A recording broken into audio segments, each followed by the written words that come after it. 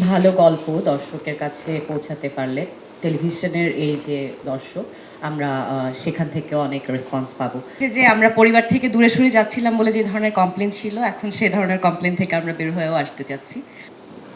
আমার চাওয়া পাওয়া দর্শকের কাছে, দর্শক আমাদের কাজ দেখবেন এবং এই ভালোবাসা আরও দোয়া আমাদের বাড়িয়ে দিবেন।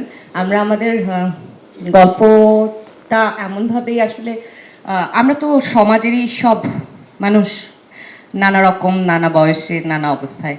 তো এটা ওরকমই প্রতিফলন। তো সমাজের প্রতিফলন চলচ্চিত্রে হয়, নাটকে হয়। তো টেলিভিশন আমাদের এই জনজীবনে মোবাইল এবং হচ্ছে কি বলবো এখনকার অনলাইনের সাথেও অনেক গুরুত্বপূর্ণ ভূমিকা এখনো পালন করে। একটা বড় অংশ টেলিভিশনে অনেক দর্শক নাটক দেখেন। আমার শুরু করা হয়েছে টেলিভিশনে, তো সেই জায়গা থেকে আমার কাছে মনে হয় আমরা ভালো গল্প দর্শকের কাছে পৌঁছাতে পারলে টেলিভিশনের এই যে দর্শক আমরা সেখান থেকে অনেক রেসপন্স পাবো। আর এনটিভি যে কোয়ালিটিটা মেনটেন করে সেখানে সেটা মেনটেন করা হয়েছে আমাদের এই কাজটায় চাওয়া পাওয়াতে। আর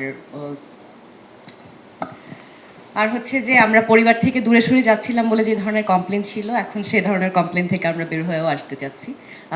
কারণ টেলিভিশন একদমই পরিবারের পরিবারের সবাই মিলে দেখার জন্য বিভিন্ন মাধ্যমের বিভিন্ন বৈশিষ্ট্য যেমন কাজ করে, টেলিভিশনের এটা একটা বৈশিষ্ট্য। তো সেই জায়গা থেকে টেলিভিশনের নাটক আমরা সবাই পরিবারের সাথে একসাথে করছি, যেটা আবুল বাশারের উপন্যাস অবলম্বনে। তো সেই জায়গা থেকে আপনারা দেখলে পাওয়াটা মিলবে বা আপনাদের আকাঙ্ক্ষার জায়গাটা আমরা আরও জানতে পারবো যে আপনারা কেমন চাইছেন। Thank you so much.